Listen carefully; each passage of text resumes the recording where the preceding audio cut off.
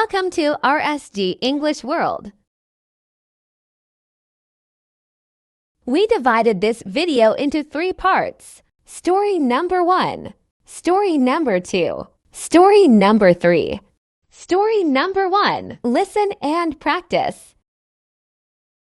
I kicked a stone into the road as I walked home. My confidence was low, and I was feeling pretty sorry for myself. I felt like a failure at 17 years of age. I was no good at anything. Okay, I could cook, but nobody at school thought cooking was cool. Not unless you were on TV.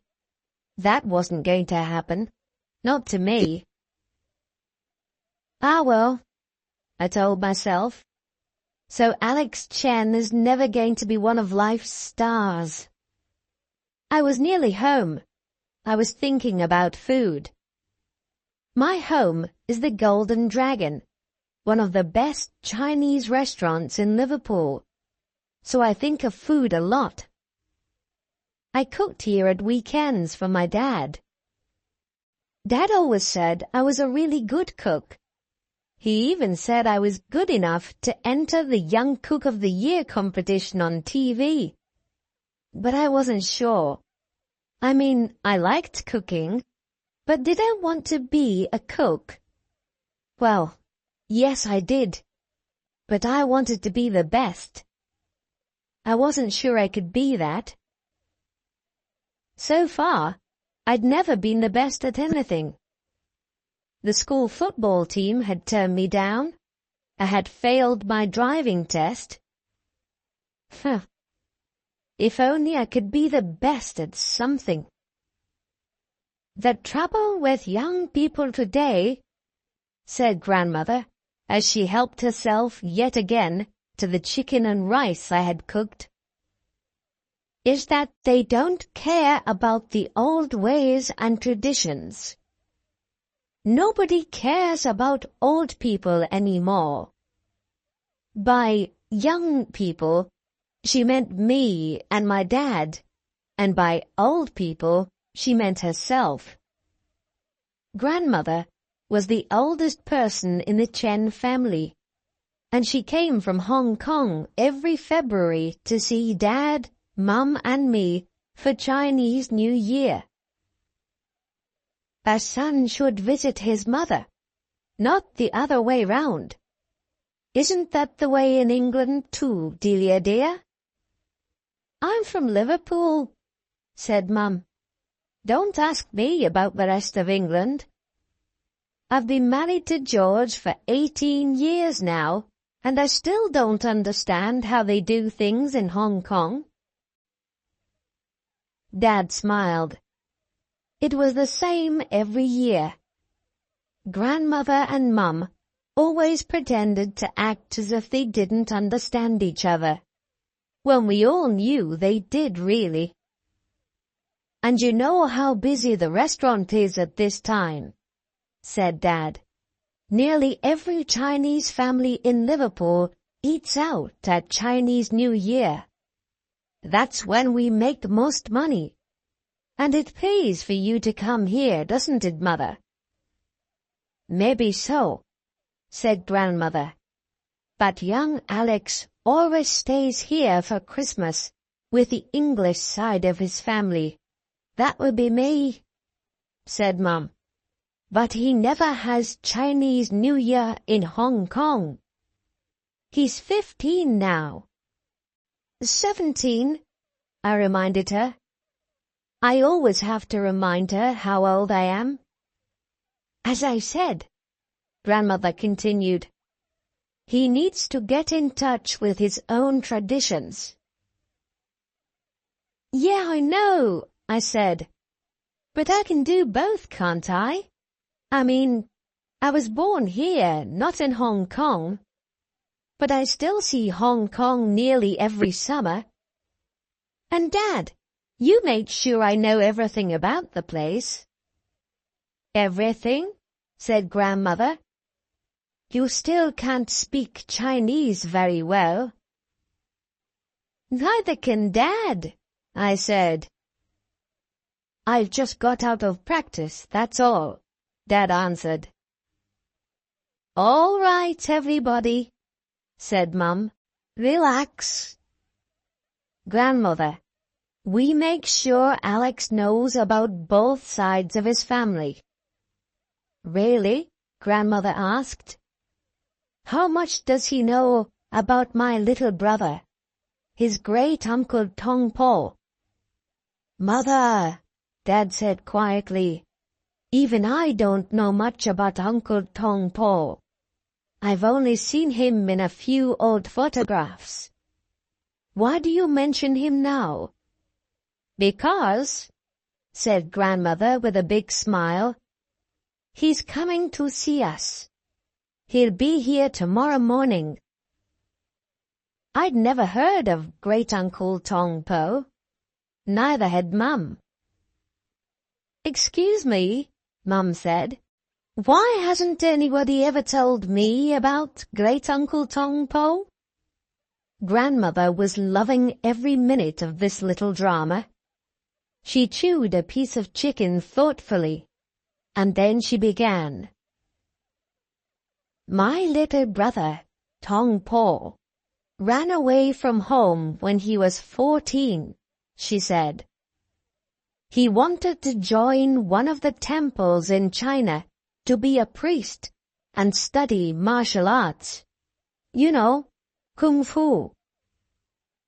I didn't believe him, but he did run away, and we never saw or heard from him for years. Mother and Father pretended to forget him, but I don't think they ever did. In those days, people didn't ask many questions about young men who ran away from home. It happened all the time. None of us heard from him. Mother and Father both died just a few years later. I thought this was fantastic. A relative who was a Chinese priest who studied martial arts. Cool. So, Grandmother, I asked, was he a priest? Well, he sent me a letter about 10 years ago. He said he would see me one day. The letter was from the Shaolin Temple in China. That's where they study Chinese martial arts. So I suppose that's what he did. I wrote to him, telling him all about my family, including you, Alex. He never wrote back. Then, this morning, I got another letter from him. He said he was coming to see us. A letter from the Shaolin Temple? I said. Wow! No, Alex, Grandmother said. It was from London. He's in London, and he's going to come to Liverpool by train. He's going to get a taxi here when he gets to Liverpool station. He'll be here by 10 o'clock tomorrow morning. He wants to stay for a month, maybe more. There was no time to write back, but I knew you wouldn't mind, of course. Of course, said Mum with a small smile. Does he speak English, Mother? Dad asked. He spoke English as a boy, said Grandmother, though we mostly spoke in Chinese. You can practice your Chinese, can't you? Don't expect me to, said Mum. Don't worry, Grandmother laughed. We'll tell you what he's saying, right? Dad and I looked at each other. We were going to spend a month or more with a Shaolin priest in the center of Liverpool during Chinese New Year. I could hardly wait to tell my friends at school. On Saturday mornings, I usually get up early and help out in the restaurant. I cook for the lunchtime customers. We get a lot of Chinese customers at this time of year. It was no surprise when a Chinese man of about 60 sat down for breakfast. He was small and fat, with very short black hair, and he looked smart in a dark suit.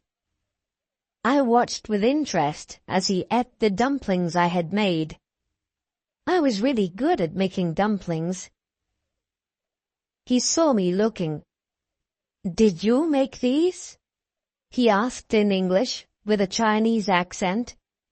"Yes, sir," I answered. "I hope they're okay."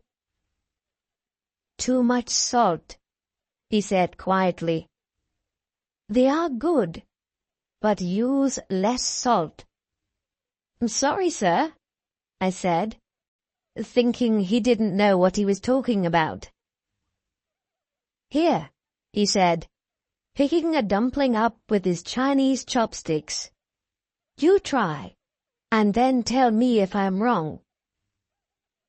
What tastes stronger, the dumpling or the salt?" I took the dumpling and put it into my mouth. I thought about it as I chewed. He was right. I'd made them quickly. I never questioned how good they were. They were just a little too salty. "You see," he said, "only a good cook would know the difference. And I can tell you're a good cook, Alex Chen." I heard gentle laughter behind me. It was Mum and Dad and Grandmother.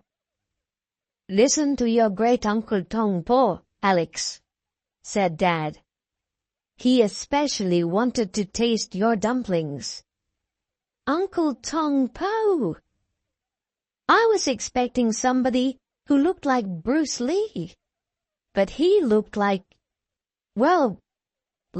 Grandmother, but fatter. Dad closed the restaurant while we all joined Uncle Tong Po round the table. I felt shy in front of him. Even though I've never done martial arts myself, I've always liked watching the kung fu films. And this man knew all about Shaolin Kung Fu, and he was sitting right next to me. I didn't know what to say. "I used to make these dumplings all the time at the Shaolin Temple," Uncle Tong Po said. "I see you know something about cooking too, Alex." "Thank you, Uncle," I said. "But you must know all about different kinds of Kung Fu from the temple," I asked. "What were you best at?" "I was best at Kung Fu cooking," he laughed. "I could cook a complete meal in under 3 minutes." He was joking, right? "You were at the Shaolin Temple for many years, weren't you, Uncle?" Dad asked. "I think Alex is interested in your Kung Fu fighting. After all, the Shaolin Temple is famous for teaching Kung Fu, you know, teaching you to fight with your hands and feet." Uncle smiled. "Yes, but all Kung Fu means is a thing done well. And what I did well was cook." "Cooking?" I asked. "But you're a Shaolin Kung Fu teacher, aren't you?" "Yes," said Uncle. "I teach Kung Fu cooking." Maybe I wouldn't tell my school friends about my great-uncle, the Shaolin Kung Fu teacher, after all. Not if he was only a cook. "Little brother Tong Po," said Grandmother, "it's so good to see you. But now you're here, what are your plans?" "I'm going to spend time with my family, and I'm going to teach Alex some Chinese cooking." "Alex is already pretty good, you know, Uncle," said Dad. Uncle stood up and said, "Show me the kitchen, and give me a few minutes." I showed him the kitchen. Then we waited. After just a few minutes, Uncle came out with a bowl of dumplings. "Eat," he told us. So we each took a dumpling and put it into our mouths. I was used to good dumplings, but these were absolutely delicious. They were the best dumplings I had ever tasted in the whole of my life. I could tell by everyone's faces that they all felt the same. "So what do you think of your own dumplings now, Alex?" Uncle asked. "Compared to these beautiful dumplings, mine were awful. They had none of the magical taste of Uncle's wonderful dumplings." "I don't know how you did it, Uncle," I said. "I could never cook something that good. Never in a million years." "All good cooks say that when they first taste real cooking," Uncle said. I know I did. I looked down. I didn't know what to say. "We start tomorrow," Uncle said. "But first, I'd like to have some rice wine with my big sister." Sundays used to be relaxing. Not anymore. Now I got up early and Uncle taught me his cooking. The first day, Uncle made me cook something by myself while he watched. I cooked one of my favorite meat recipes. When I had finished, I put the food in front of him. Then I watched as he tasted it. I looked on nervously. It was the best I could do. I hoped he liked it. "Too much spice," he said. "Spices are added to give more flavor, not take it away. And the meat isn't cooked enough." "Okay," I thought to myself. "You do better." Uncle just said, "Wait here for a few minutes." I did. A few minutes later, he brought me exactly the same thing. I say exactly, but of course it wasn't. Uncle's meat with spice was the best I'd ever tasted. The meat was soft, and there was just the right amount of spice. It was a meal made with a true love of cooking. I thought I could never cook like that. I felt like giving up. Uncle put his arm round me. "Now," he said, "the lessons begin." The first week was awful. I tried to do things in the same way as Uncle. I wanted to look good, but I was nervous. I got things wrong. My food tasted just the same as it always did. "Start trying to love the food," he said. "Enjoy yourself. Feel happy about your cooking." But I didn't feel happy. I felt terrible. "It's no good, Uncle," I told him. "I'll never be able to cook like you. I don't know how you do it. It's like magic. I just don't know your secret." Uncle nodded and smiled. "Ah," he said, "you finally worked it out. I knew you would. You're a smart boy." Worked it out? Smart boy? I didn't know what he was talking about. Was I smart? I said nothing. "You don't think I was a Shaolin priest for nothing, do you? I mean, we have secrets. We know things. We know all about spices. Secret spices. Magical spices." Magical spices? I didn't know if Uncle was being serious or not. But then, he was Shaolin.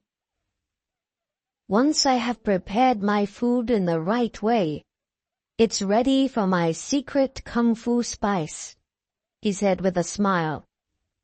Come. You watch me as I prepare some spicy chicken with rice. You must do everything exactly as I do. Everything.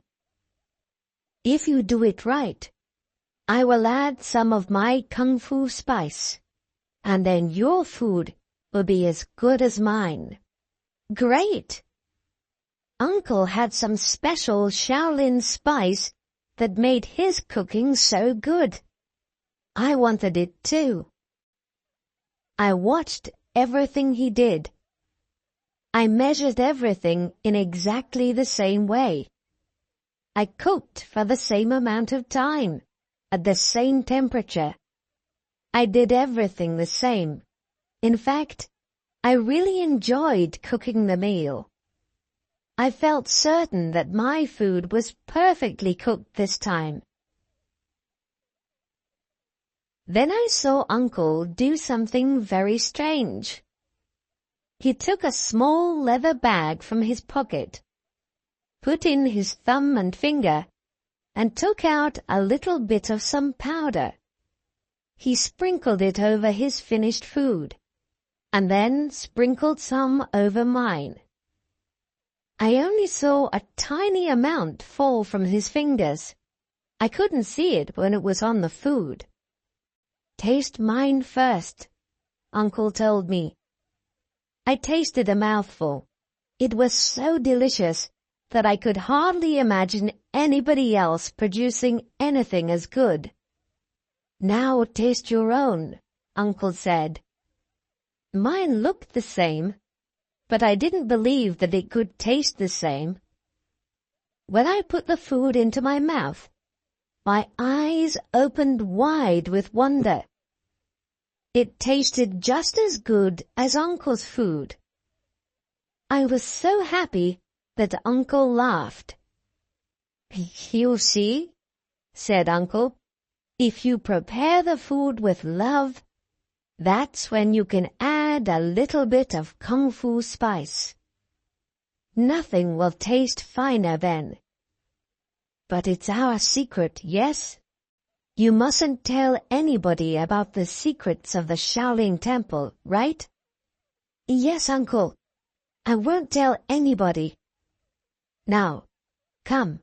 We have much to study if you are to learn the secret ways of a Shaolin cook. The next few weeks were the busiest I had ever had in my life. I was doing my schoolwork, I was cooking for Dad in the restaurant, and I was learning everything I could from Uncle. I thought I already knew a lot, but soon I realized I knew very little. I learned how to measure food. I learned what to add to it to give it extra flavor, including spices. I learned about every meat, fish, and vegetable. I learned how to make simple food tasty. Every time I cooked some food, Uncle added a little bit of kung fu spice from his bag. After a while, Uncle said I was doing very well indeed. But I still wanted to know about Uncle and his time at the Shaolin Temple. I asked him again if he had ever learned about real kung fu. I told you before, he said. Kung fu just means something done well. It doesn't matter what is studied. But Alex, I have a present for you. A present? I asked. Uncle put a small leather bag on the kitchen table. It was just like the one he used. Take it, he said. It's kung fu spice. It's yours. Be careful how you use it, not too much. Just a tiny bit with every meal.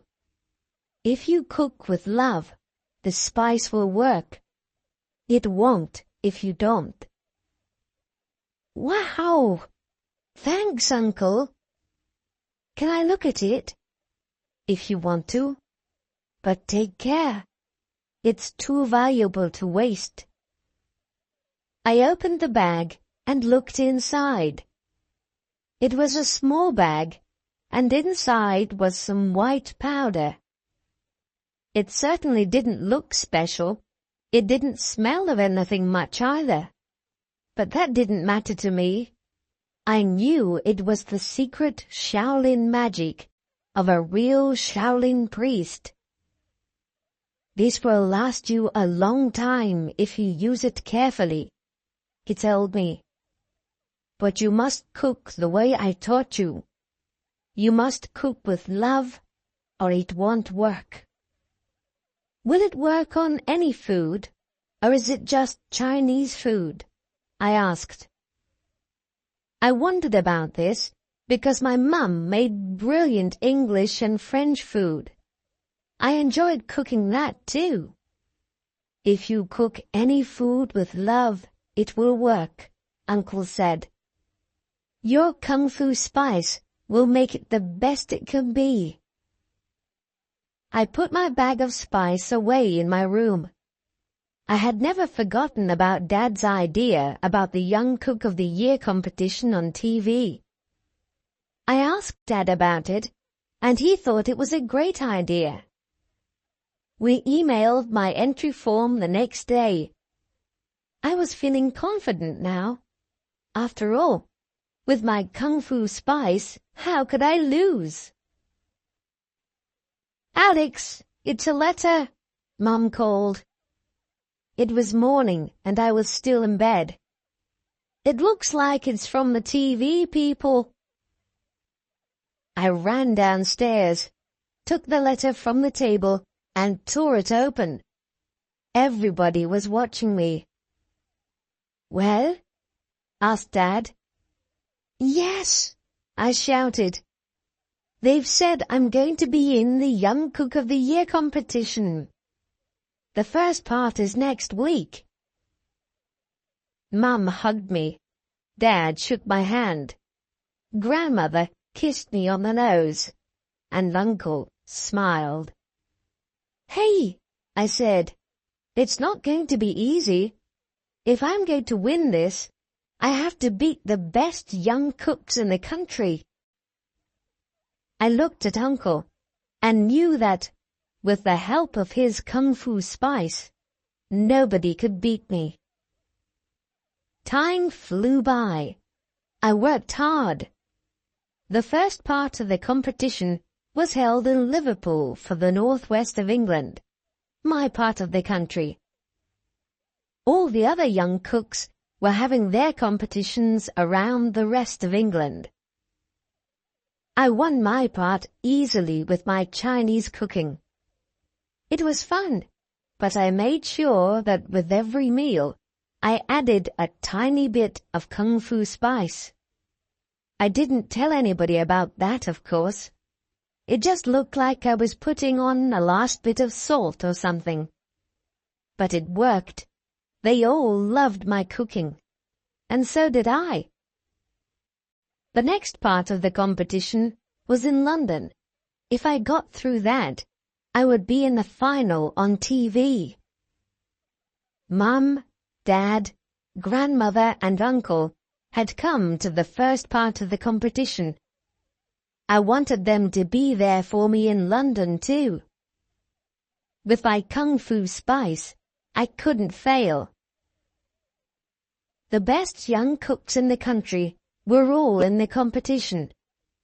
I had to beat them all. I felt nervous. It was a big day. My family had to wait at our hotel, which was nearby. If I got through this part of the competition, they would see me on TV in the finals. I was with 5 other young cooks from all around the country. We all had to cook in a top London restaurant, and we were going to be judged by one of the top cooks in London. I wasn't going to cook Chinese food. I didn't mind. I could cook most things now. With my Kung Fu spice, I could cook anything. We were taken to the kitchen of the restaurant. The head cook gave us our instructions. He told us that we each had to cook one course of a meal. I had to cook steak with potatoes and green beans. Steak wasn't food I cooked often, but I knew how it was done. We had less than 1 hour to get the meal ready. No problem. I knew exactly what to do for a course like this. I knew how steak should be cooked. Not too much, not too little. I knew how to cook potatoes and vegetables so that they were just right. I did everything right.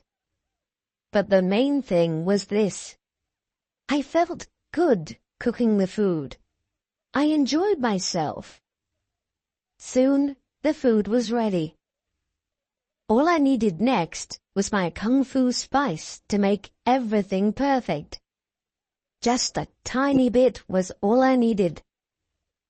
I reached for the little bag in my pocket. It wasn't there. I searched all of my pockets, but I just couldn't find it. What could I do? I felt afraid. The skin on my back went cold, and my tongue went dry. I wanted to run out and find my uncle. He must have some more kung fu spice. I had to have it. I had to. But it was too late. The judge was already on his way to taste my food. Oh no! Without my Shaolin magic, I was just an ordinary cook. What chance do they have of winning now? The competition judge was French. He looked like he knew everything about cooking. He looked at my steak and cut off a piece. He put some potato on the same fork as some green beans as well.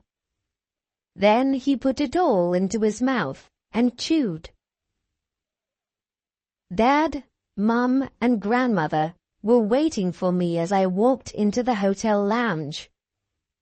Where was Uncle? Alex, Mum cried. Did you get through? Of course he got through. Didn't you, Alex? Said Grandmother. I don't know how, I said. But I did it. I got through. And why are you so surprised? You know enough about cooking to win, son, Dad said. We all know that, even if you don't. Mum hugged me, and Dad looked very pleased.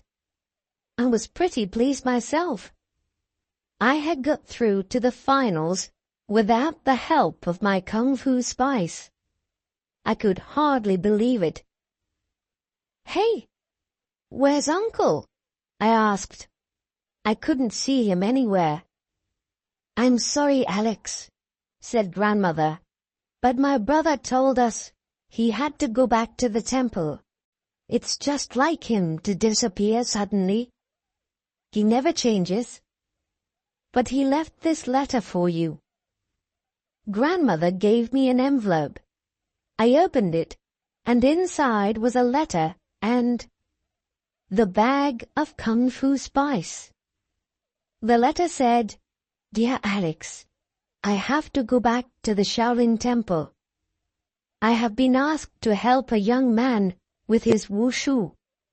That's the real Chinese name for martial arts, which I also teach.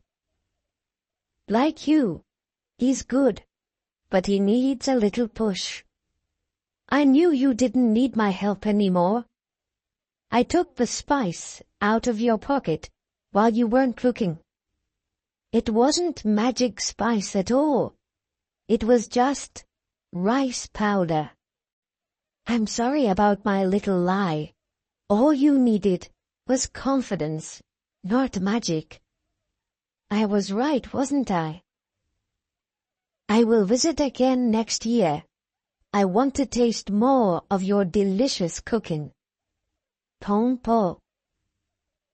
So he could fight like Bruce Lee after all. I knew it, said Mum, as she read the letter.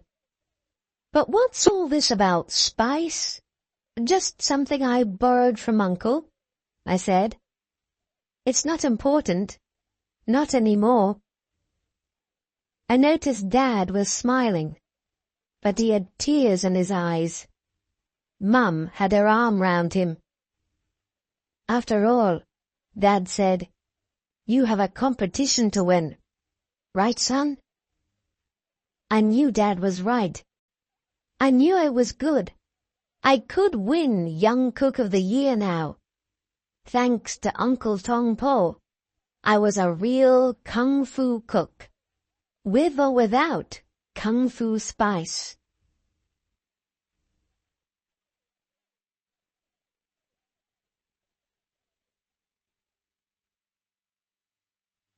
Story number 2. Lizrin and Practice. My name is Judith Lee, and I am a teacher. I teach people who are deaf and dumb, and I teach them by lip reading. When people say a word, they all move their lips the same way, so if you watch them carefully, you know what they are saying. My father was one of the first people to teach lip reading. My mother was deaf, but she could lip read, so lip reading has always been part of my life. And because I have always been able to do it, I was able to play a part in the adventure I am going to tell you about. I was 13 years old when it happened. My mother and father were visiting another country, and I was staying in a small village, in a cottage which we owned. Mrs. Dixon, our servant, was staying there with me. I was returning home by train one day after a visit to some friends. There were 2 people sitting opposite me, a man and a woman. The woman got out at a station not far from my home. Then a man got in and sat beside the one who was already there. They seemed to know each other. They talked quietly for some minutes, and it was impossible to hear what they said. But I only had to look at their faces.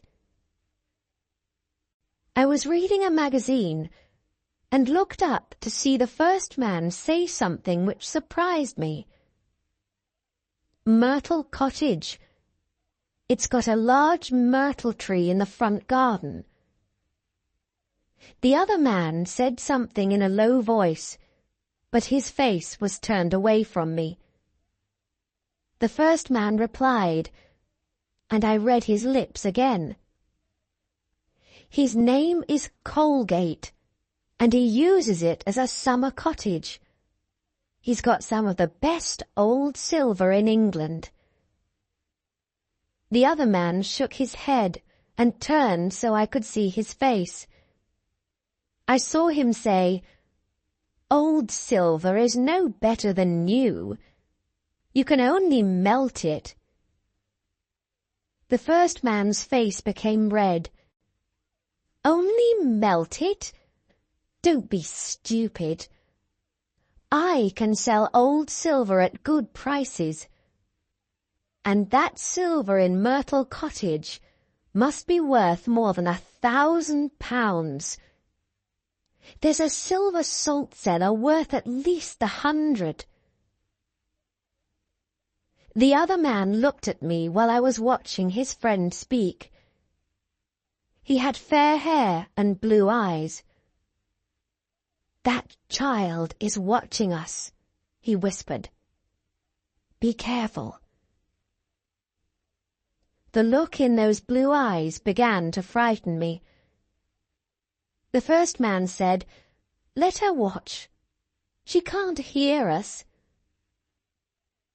I was alone with them, and I was quite small. So I looked back at my magazine, instead of watching the rest of their conversation. I knew Myrtle Cottage because it was not very far from our own cottage, and I knew Mr. Colgate, and about his old silver. I knew the silver salt cellar the two men spoke about, and wondered why they were interested in it. I was very young. I did not think, these two men who speak in whispers may not be honest. They both got out at the station before our village. After tea that evening, I went for a walk without telling Mrs. Dixon. My walk took me past Myrtle Cottage. It was small, and there were no other houses near it. I knew that Mr. Colgate was away, but when I went into the garden, I saw that the front room window was open. I looked inside. What I saw surprised me very much. In the room was the first man from the train. All of Mr. Colgate's silver was on the table in front of him, and he was holding the silver salt cellar. I did not know what to think. What was he doing there? What should I do? I was still trying to decide when a hand went round my throat. "If you make a sound, I'll kill you," said a man's voice in my ear. "Believe me, I will." It was the other man, and he recognized me. "It's the girl from the train," he said. The first man came to the window. "What's happening?" he asked. "Who's that child you're holding?" The other man pushed my face forwards. "Can't you see? I knew she was listening." "She couldn't hear us on the train," said the first man. "Nobody could hear our whispers. Give her to me." I was passed through the window, and now it was his hands that went round my throat. "Who are you?" he wanted to know. "If you scream, I'll pull your head right off you." I did not move or speak. "Cut her throat," said the other man, and took a long, terrible-looking knife with a silver handle from the table. "Wait," said his friend. He took a piece of rope from his bag. Then he pushed me into a chair and tied the rope around my arms and legs. They also tied something across my mouth to stop me speaking. The man with the blue eyes moved towards me with the knife. I was sure he was going to cut my throat. But he took my long hair in one hand, and with that terrible knife, he cut all of it from my head. I was more angry than I thought possible. I wanted to take that knife and push it into him. My long hair was more valuable to me than almost anything. Not because of my own love of it, but because my mother loved it. It pleased her so much, and she often told me how beautiful it was. And now this man had robbed me of it in the most terrible way. At that moment, I wanted to kill him. He hit me across the face with my own hair. "It didn't take me long to cut it off," he said, "but I'll cut your throat quicker if you try to move." The first man said, "Leave her alone.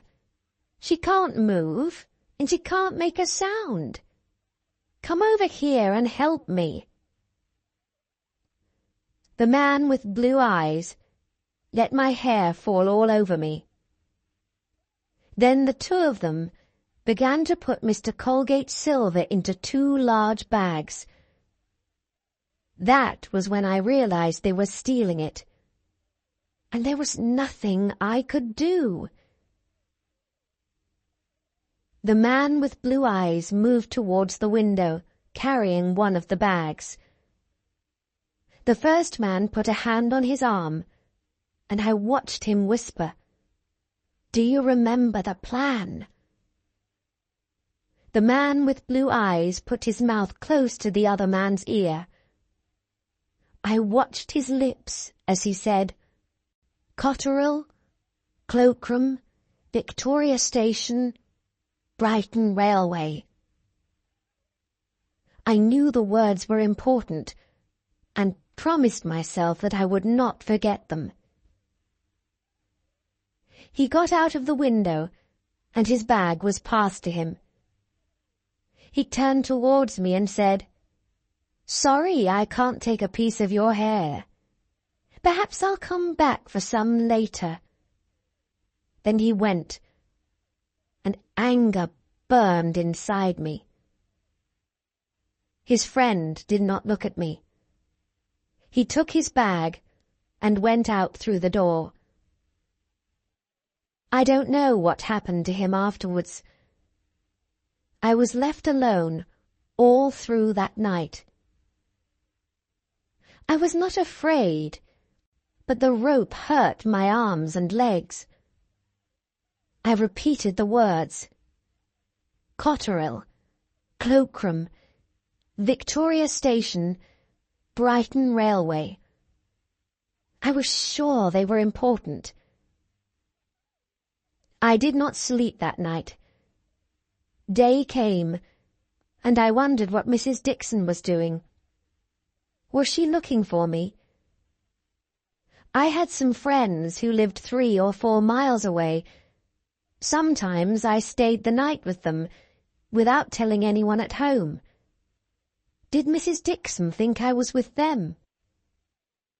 I do not know what time it was when I heard the sound of feet outside. The day seemed almost over. I watched the open window, and suddenly a face appeared. It was Mr. Colgate. "Judith," he said. "Judith Lee." He was not a young man, but he climbed in through that window as quickly as a boy.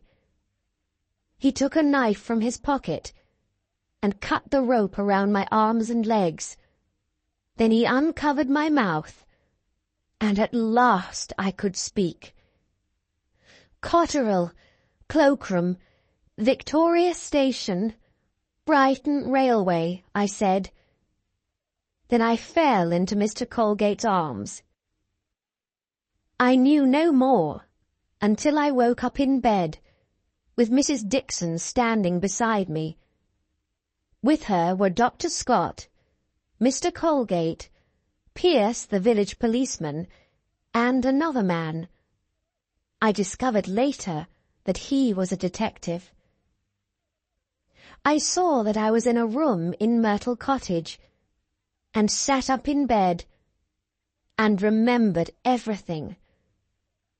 "He cut off my hair with the long knife," I said. My head felt strange.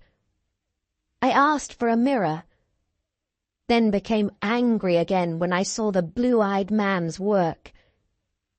Before anyone could stop me, I jumped out of bed. "Cotterill, Cloakroom, Victoria Station, Brighton Railway," I said. "Where are my clothes?" At first they thought I was crazy, but then I told them my story. "Cotterill, Cloakroom, Victoria Station, Brighton Railway," I said again. "That's where I'm going to catch the man who cut off my hair. And if we don't go quickly, we may be too late." Mr. Colgate agreed. He wanted to get his silver back as much as I wanted to find the man who cut my hair. So we went up to London on the first train that we could catch. Mr. Colgate, the detective, and an almost hairless child. We got to Victoria Station and went to the cloakroom.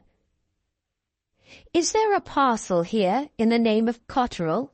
asked the detective. "One in the name of Cotterell was taken only half a minute ago," the cloakroom man replied. "Didn't you see him walking off with it?" He looked along the station. "There he is. Someone's going to speak to him." I saw a man carrying a parcel, and I saw the man who was going to speak to him. "It's the man who cut my hair!" I shouted, and ran towards him as fast as I could go. He looked round and saw me, and quickly realized who I was. He whispered to the man with the parcel before running away. I saw clearly what he said. "Bantock, 13 Harwood Street, near Oxford Street." Those were the words. And then he turned and ran away. Mr. Colgate and the detective were close behind me. The man with the parcel saw us, and at once he dropped the parcel and ran off. We did not catch him, or the man who cut my hair. The station was full of people coming off a train, which made it easy for both men to escape. But we got the parcel. It was not big enough to contain Mr. Colgate's silver, we realized that. But it did contain a much bigger surprise. Jewels. A London detective was sent for. He looked at the jewels and said, "These are the Duchess of Datchet's jewels. The police all over Europe are looking for them." The man from the cloakroom was with us. "That parcel has been with us for nearly a month," he said. "The person who took it out paid for 27 days. "I wish I could catch him," said the London detective. "I have a word or two that I want to say to him." "I think I know where you can find him," I said. "Bantock, 13 Harwood Street, near Oxford Street." "Who is Bantock?" the detective asked. "I don't know," I said, "but I saw the man who cut off my hair whisper those words before he ran away." "You saw him whisper them?" The London detective looked at the others. "What does she mean?" "Young lady, you were 15 meters away. How could you hear him whisper?" "I didn't say I heard him whisper," I replied. "I said I saw him. I don't need to hear to know what a person is saying." "Judith is an excellent lip reader," said Mr. Colgate. He explained, but the others found it hard to believe. "So what did you see him whisper?" asked the detective. "I'll tell you if I can come with you," I said. The detective laughed. He seemed to think that I was amusing, but I don't know why. He did not understand how angry I was about my hair. "All right," he said. "You can come. Now tell me what you saw him whisper." So I told him again, and he wrote it down. "I know Harwood Street, but I don't know Mr. Bantock," he said. "First, I'll send a message for some help. Then we'll go and visit Mr. Bantock, if there is a Mr. Bantock." The four of us went in a taxi, the two detectives, Mr. Colgate and I. After a while, the taxi stopped on the corner of a street. "This is Harwood Street," said the London detective. "We can walk the rest of the way. We don't want a taxi to stop outside the door. They may guess who we are." It was a street full of shops. The shop at number 13 sold jewels and other less valuable things. The name Bantock was over the top of the window. As we reached the shop, a taxi stopped outside it, and 5 men got out. The London detective recognized them and did not look pleased. "Now our visit won't be a surprise," he said. "Come on, let's go in quickly." And we went in, the detective first, and me behind him. There were 2 young men standing close together at the other side of the shop. When they saw us, I saw one whisper, "They're detectives. Ring the alarm bell." "He's going to ring the alarm bell," I shouted. The men from the other taxi were also detectives. They came in quickly and held each of the 2 young men. There was a door at the end of the shop, which the London detective opened. "Stairs," he said. "We'll go up. You men wait here until you're wanted." I followed him up the stairs. At the top were 2 more doors. I could hear voices coming from behind one of them. The London detective went towards it. He opened the door and went in, and I was close behind him. There were several men in there, but I was only interested in one. He was standing the other side of a table. "That's the man who cut off my hair!" I cried. He seemed at first like a man who had seen a ghost. But then he said, "I wish I had cut your throat." The police caught all the thieves. They were wanted all over the world for other robberies.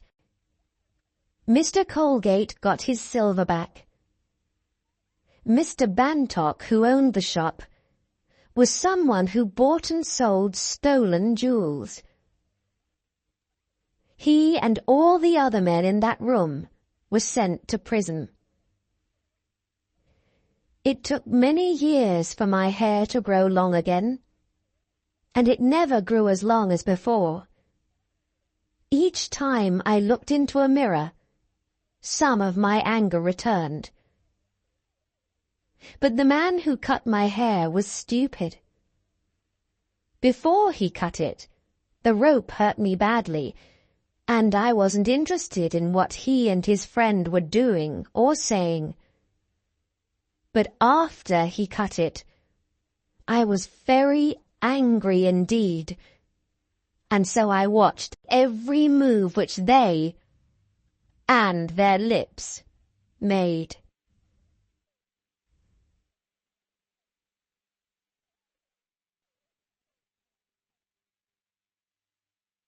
Story number 3. Listen and practice. When a criminal is arrested, one of the first things that happens is the interview at the police station. Questions and answers. The detective asks the questions, and the criminal answers, or not. Some of them won't say a word. Others talk and talk and talk. Ian is a great talker. He wants to tell the detective everything, from beginning to end, every single detail. It was Tony's idea, Ian says, moving about in his seat. Tony's my brother, 2 years younger than me, but he was always the clever one. It was all his idea. I just went along with it. He's still trying to get comfortable. It's not easy to get comfortable in the interview room. The detective could tell him that. He could tell him about the chair he's sitting in. It's a special interview chair, with its front legs just a little bit shorter than its back legs. Very uncomfortable. So, Tony says to me one day, he says, "Ian, this is one plan that cannot fail." And he tells me about it. We spend a long time talking about it, and I'm trying to find things wrong with it. But it's good. It's a really good plan. That's why I'm here. It was just too good. Ian looks around again, studying the walls, looking for two-way mirrors, secret listening spy holes. The one thing he hasn't expected is the quietness. It's 11:30 on a weekday night, and the police station is like a ghost town. Ian wants to see lights, action, lots of police uniforms. Yet again in his life, he's disappointed. He goes on with his story. Tony had noticed the slip road. He drove from Fife to Edinburgh most Saturday nights, taking a car full of friends for a night out. On the A90 road south of the Forth Road Bridge, Tony saw the signpost for the slip road. Department of Transport Vehicle Check Area Only. That's what started his idea. The next morning, he went back and drove up the slip road, which took him to a kind of roundabout in the middle of nowhere. He stopped his car and got out. There was grass growing in the middle of the road. He didn't think the place got used much. There was a hut nearby, and another slip road went back down onto the A90 road. He stood there for a while, listening to the noise of traffic below him, and the idea slowly grew in his mind. "You see," Ian went on, "Tony had 2 guards' uniforms at home. He's always had the idea of robbing some place, and always knew those uniforms would be useful. And one of his old friends, a man called Malk, was good at getting false papers, so Tony brought him in. Have you got a cigarette?" The detective points to the no smoking sign, but then raises his eyebrows and says, "Okay." He gives Ian a packet of 10 and some matches. "Thanks." Ian lights up a cigarette, breathes noisily. "So you see," he goes on, "it was all Tony's idea, and Malk, well, he'd done this kind of thing before. I was just family. That's why Tony brought me in." I'm not saying I wasn't part of it. I mean, that's why I'm here now. I just want it in the police report that I wasn't the leader, the clever one. I think I can agree with that, the detective says. Aren't you going to write all this down? Asks Ian. We're trained, boy. We remember everything. So, Ian nods, goes on with his story. The interview room is small and airless. It smells of all the people who have told their stories in there. A few of the stories were even true. So, we drive up this slip road a few times. Nobody notices us, asks what we're doing. Tony's happy about that, and the plan is fixed for last Wednesday. Why a Wednesday? The detective asks.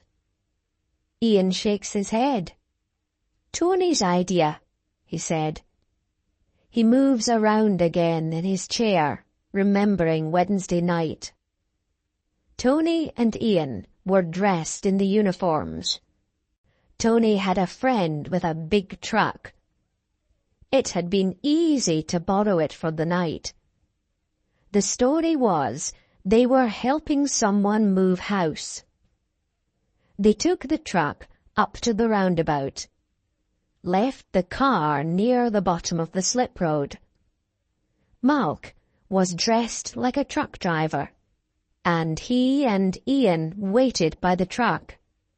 Tony went back down to the A90, stood by the Department of Transport sign, and used a torch to stop a lorry on the road. Then he told the lorry driver to drive up the slip road to the vehicle check area. When he got there, the driver would see a man in uniform, Ian, interviewing a truck driver, Malk. That way, the real driver wouldn't think anything strange was going on. It was just normal Department of Transport interviews. It worked, Ian says. That's what's so amazing. The driver brought his lorry up to the roundabout, stopped it, and got out. Tony comes driving up, gets out of his car, says he wants to check the cargo. The detective has a question. Suppose the cargo had been bananas or fish or something. We send that lorry on and stop another one until we get something we can sell. But we were lucky first time. Washing machines, 24 of them, £300 each. We just got them into our own truck and away we went. Ian stops. You're wondering about the driver, aren't you? There were 3 of us, remember?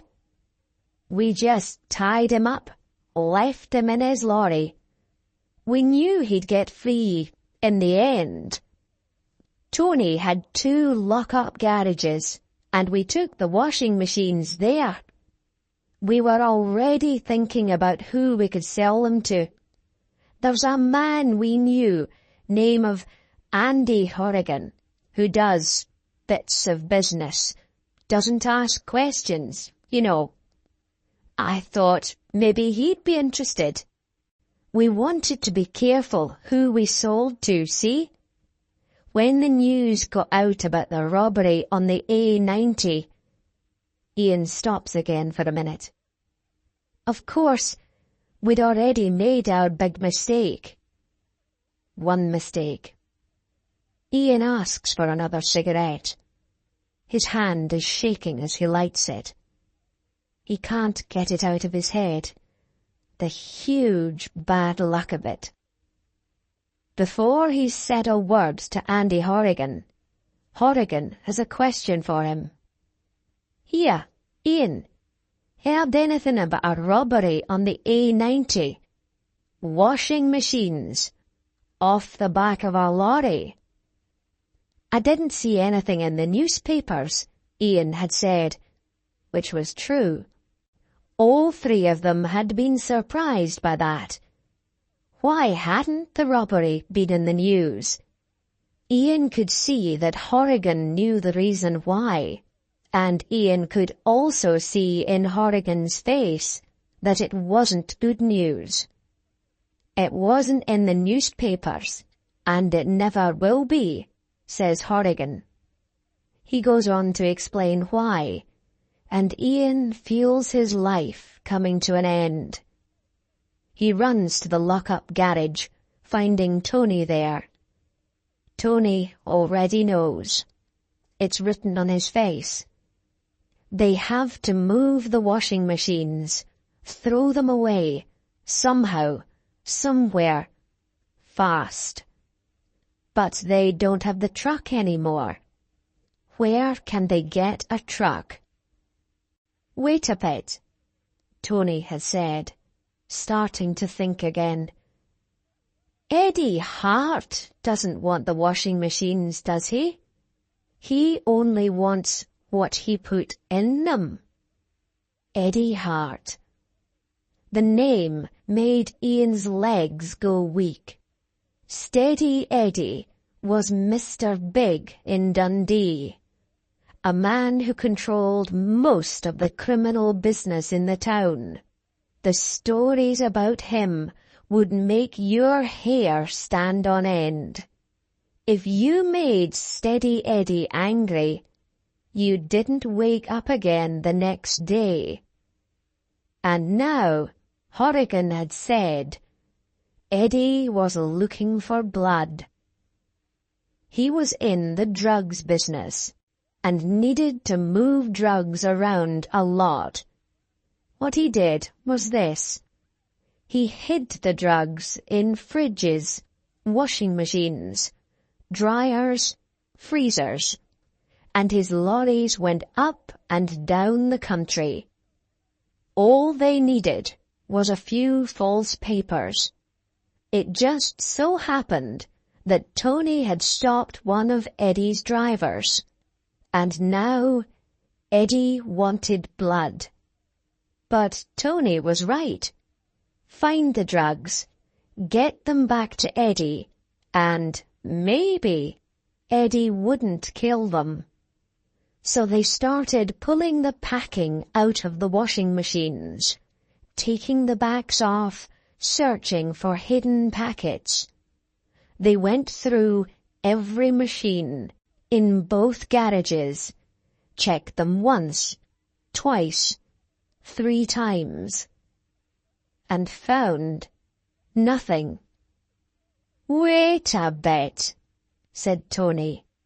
He started counting the machines. There was one missing. The brothers looked at each other, then ran to Tony's car.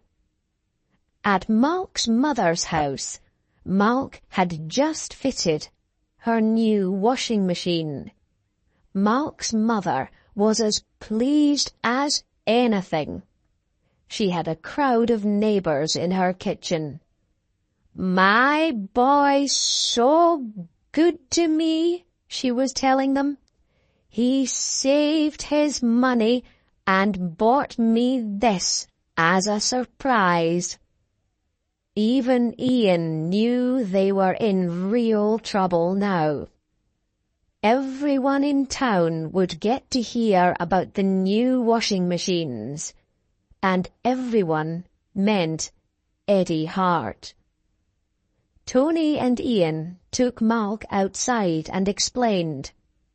Malk went back inside, pulled the machine out again, and started taking the back off. His hands were shaking so much it took him a long time. But at last he had the back off and began to pass brown paper packets to Tony and Ian. Tony explained to the neighbors that these were just heavy things used in packing to stop the machines shaking in the lorry. Like bricks? One neighbor asked. And when Tony agreed with her, sweat running down his face, she added another question. Why cover bricks in brown paper? Tony, beyond explanations, put his head in his hands and wept. The detective brings back 2 cups of coffee, one for himself, one for Ian. He's been checking things, using the computer, making some phone calls. Ian sits, ready to tell him the end of the story. We had to think of a way to get the drugs back to Eddie. He has a nightclub in Dundee. We drove up there, night before last, and put the drugs in one of the rubbish skips at the back of the club. Then we phoned the club and told them where to find the packets. The problem was that their rubbish skips are emptied at night. So sometime that night the skip got emptied, and it was me who made the phone call, and there were 2 numbers in the phone book. I meant to phone the office number, but I got it wrong and phoned the other number, which is a phone by the bar. Anyway, someone answered. I said my piece and put the phone down. Maybe it was a customer. Maybe they went outside and got the drugs for themselves before the skip was emptied. Maybe they thought I was crazy or something. Ian's voice is shaking. He's almost crying. So Mr. Hart didn't get his drugs back. The detective guesses. Ian nods. And now your brother and Malk have gone missing. Eddie's got them, says Ian. He must have. And so you want us to protect you? The detective asks. I'm in terrible danger, Ian says. I mean, there's a price on my head now. You've got to help me. The detective shakes his head. If somebody needs protection, we can do it, he says. But there's no report of a robbery of washing machines on the A90. Yes, we would love to catch Mr. Hart and put him in prison. But there's nothing to prove that Mr. Hart is doing anything criminal. The detective moves his chair closer to Ian. You see, I know that you lost your job after arguing with your boss, and you told your boss that your brother would come and break his bones. I found that out from the computer. What I didn't find in the computer was anything about washing machines, drugs in brown paper packets, or missing persons. Ian jumps up from his seat, begins walking around the room. You could go to the place where they empty the rubbish skips. If the drugs are there, you'll find them. Or go to the garages. The washing machines will still be there. Unless Steady Eddie's taken them. Don't you see? I'm the only one left who can speak against him. The detective is on his feet now too. I think it's time for you to go home, son. I'll take you to the door. I need protection.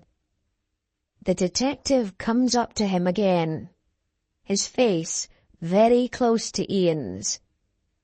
Get your brother to protect you. His name's Billy, isn't it? The one who breaks bones. Only you can't do that, can you? Because you haven't got a brother called Billy. Or a brother called Tony. The detective stops, begins again. You haven't got anybody, Ian. You're a nobody. These stories of yours, that's all they are. Stories. Come on now. It's time you were home. Your mum will be worried about you. She got a new washing machine last week, Ian says softly. The man who brought it to the house, he said he was late because he'd had to stop at a checkpoint. It is quiet in the interview room. Quiet for a long time. Until Ian begins weeping. Weeping for the brother that he's just lost again.